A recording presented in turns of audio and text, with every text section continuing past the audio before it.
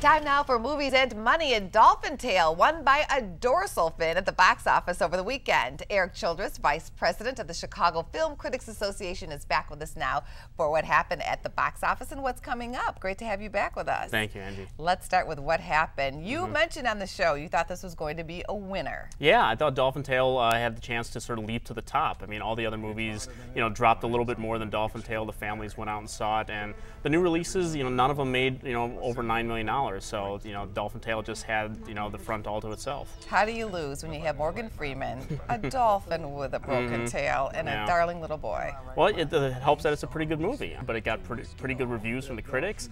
All of us, a little soft in the heart for the Dolphins, I guess, and, I mean, they got a little success on their hands there.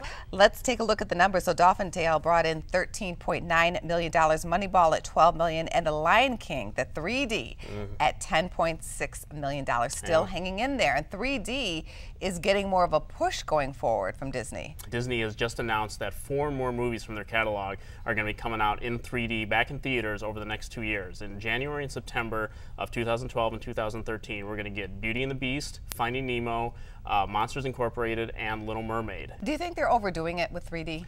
The 3D is, the 3D phenomenon is really overdone, and you can see, by releasing these old movies in 3D, they're looking for, cheaper angles to put stuff out and to sort of reinvigorate, people's interest in it.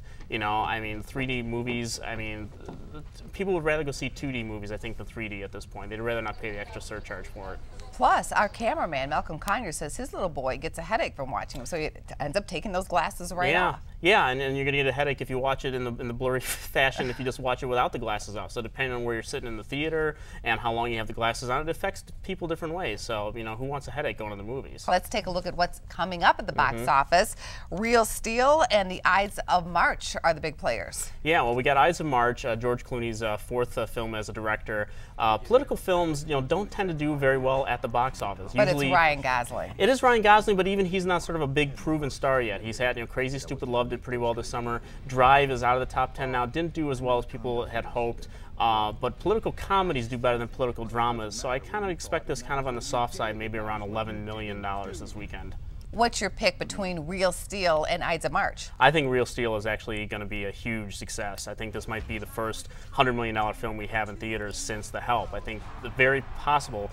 Little boys, it's boxing robots, the women like Hugh Jackman. You could see a lot of crossover success this weekend, and I think this film could do over $30 million this weekend. Thank you very much, Erik Childress, Vice President of the Chicago Film Critics Association. Thank you.